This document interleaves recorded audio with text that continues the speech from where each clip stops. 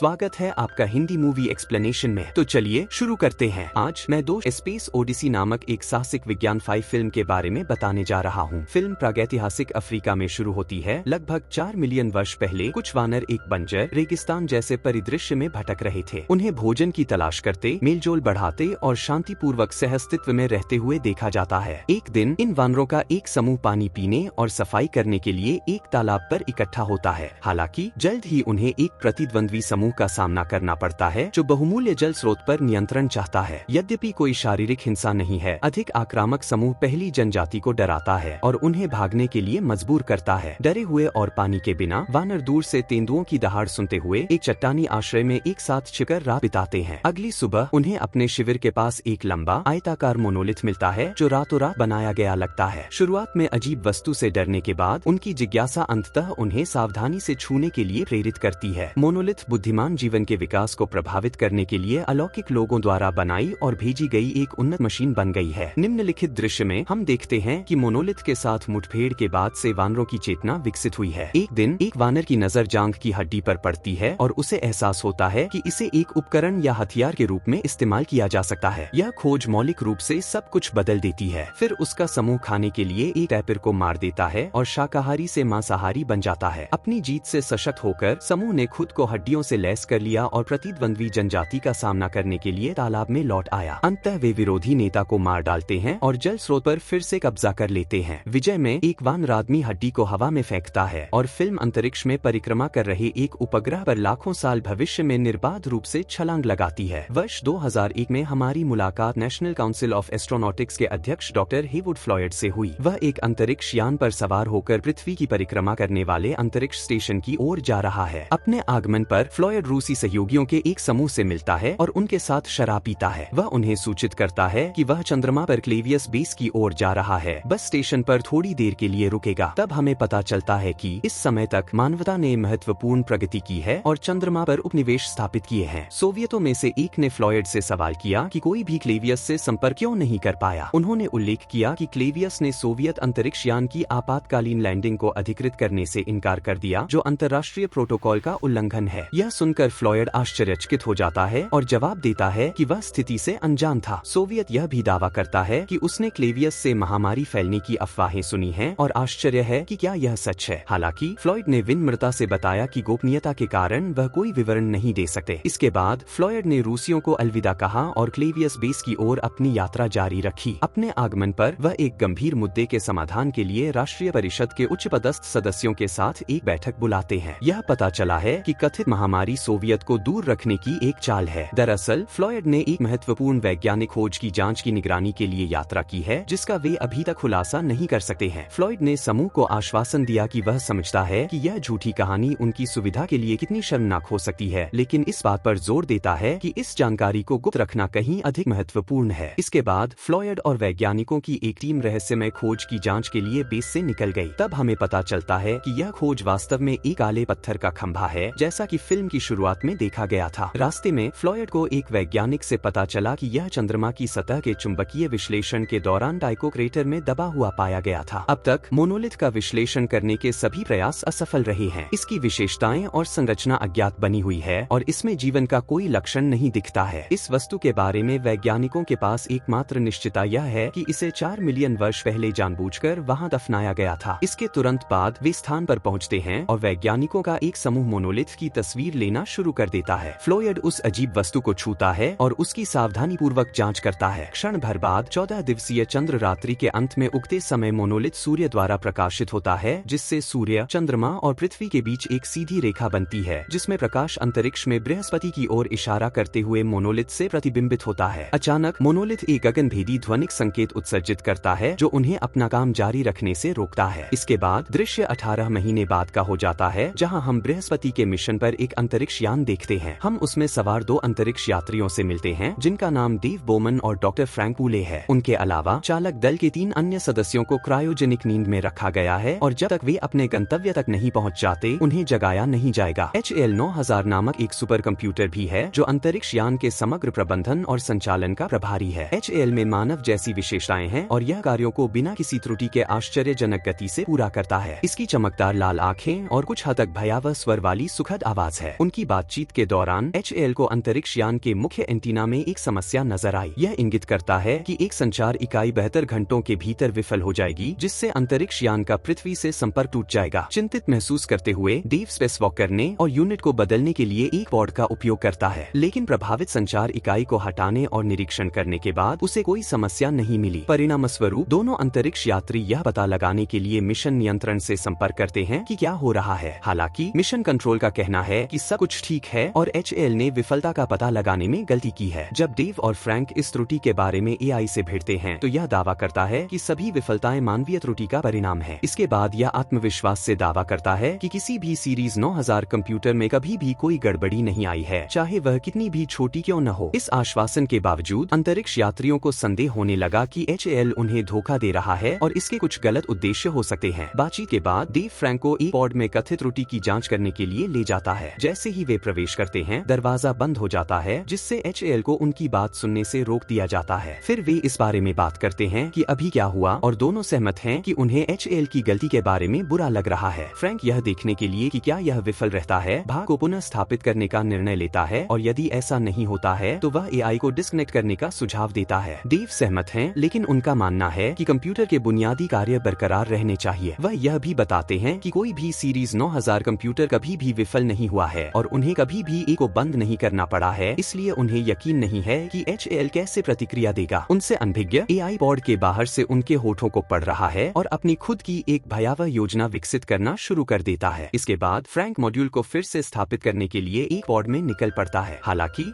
Mission के दौरान HAL ने अचानक उसकी वायु आपूर्ति बंद कर दी, जिससे वह अंतरिक्ष में चला गया। जब डेव ने अपने साथी को अनियंत्रित रूप से बहते हुए देखा तो उसने HAL से पूछा कि क्या हुआ। हालांकि AI का जवाब है कि उसके पास उत्तर देने के लिए पर्याप्त जानकारी का अभाव है। चिंतित डेव फ्रैंक को बचाने के लिए दूसरे पॉड में भागता है और अंतरिक्ष यान से दूर चला जाता है। इस समय HAL जहाज के सिस्टम में विफलता का कारण बनता है, जिसके परिणाम स्वरूप हाइबरनेशन में 3 अंतरिक्ष यात्रियों की मृत्यु हो जाती है। कुछ ही समय बाद डेव फ्रैंक को पकड़ने के लिए अपने पॉड के जाल का उपयोग करता है, लेकिन उसे पता चलता है कि वह पहले ही मर चुका है। तबाह होकर वह अपने दोस्त के शरीर को घसीटता है और अंतरिक्ष यान पर लौटने का प्रयास करता है। वह मांग करता है कि HAL दरवाजा खोले, लेकिन AI ने आश्चर्यजनक रूप से इनकार कर दिया। जब डेव पूछता है कि समस्या क्या है तो HAL ने जवाब दिया कि वह जानता है कि यह क्या है। AI से पता चलता है कि वह इसे डिस्कनेक्ट करने की उनकी योजना से अवगत है, लेकिन ऐसा नहीं होने दे सकता क्योंकि मिशन बहुत महत्वपूर्ण है। भले ही डेव ने फिर से इसे हैच खोलने का आदेश दिया, लेकिन AI ने उनकी बातचीत जारी रखने से इनकार कर दिया और अब उसकी कॉल का जवाब नहीं दिया। कोई अन्य विकल्प न होने पर डेव अपने दोस्त के शव को अंतरिक्ष में छोड़ देता है ताकि वह पॉड के जाल का उपयोग कर सके। फिर वह पॉड को आपातकालीन प्रवेश द्वार की ओर हैच का सामना करने के लिए घुमाता है और थ्रस्टर्स को सक्रिय करता है। विस्फोट उसे अंतरिक्ष यान के आंतरिक भाग में ले जाता है और वह सफलतापूर्वक प्रवेश कक्ष पर दबाव डालता है। उसकी योजना में शामिल जोखिमों के बावजूद यह काम करती है और डेव सुरक्षित रूप से अंतरिक्ष यान में प्रवेश करता है। इसके बाद वह इसे डिस्कनेक्ट करने के लिए जल्दी से HAL के मेमोरी सेंटर की ओर जाता है। AI ऐसा न करने के लिए क्षमा चाहता है।